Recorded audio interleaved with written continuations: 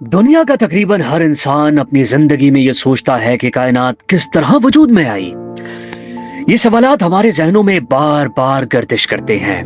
Big bang कैसे हुआ, उस वक्त क्या था, उससे पहले क्या था, और इस्लाम इस बारे में क्या कहता है। साइंसदान भी इसी सवाल पर तहकीक कर रहे हैं कि बिग बैंग से पहले क्या था, यानी अदम से वजूद तक का सफर कैसे मुमकिन हुआ।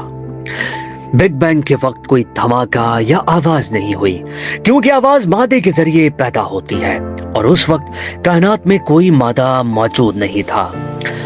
तकरीबन 13.7 अरब साल पहले बिग बैंग के बाद फौरी तौर पर कायनात में तवानाई और जर्रात पैदा होना शुरू हुए।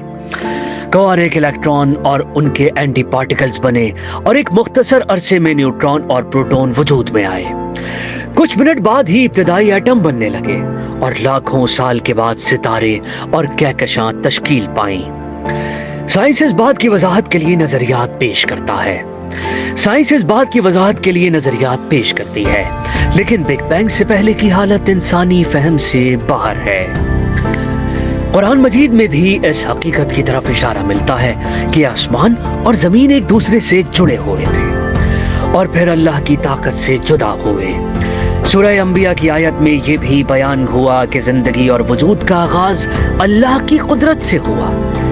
यही वो राज है जो साइंसदान आज भी तलाश कर रहे हैं। अदम से वजूद कैसे आया। जदीद नजरियात ये भी पेश करते हैं कि हमारी कायनात पहली नहीं बल्कि एक तवील सिलसिले की कायनातों में से एक है, जहां हर कायनात पिछली की तबाही के बाद वजूद में आई। इंसान भी इसी उसूल की अक्कासी करता है। पहले जहन में ख्याल पैदा होता है, फिर उसे हकीकत में ढाला जाता है। अल्लाह के लिए ये अमल और भी आसान है। कुरान में है कि अल्लाह जब किसी चीज का हुक्म देता है तो वो फौरन वजूद में आ जाती है।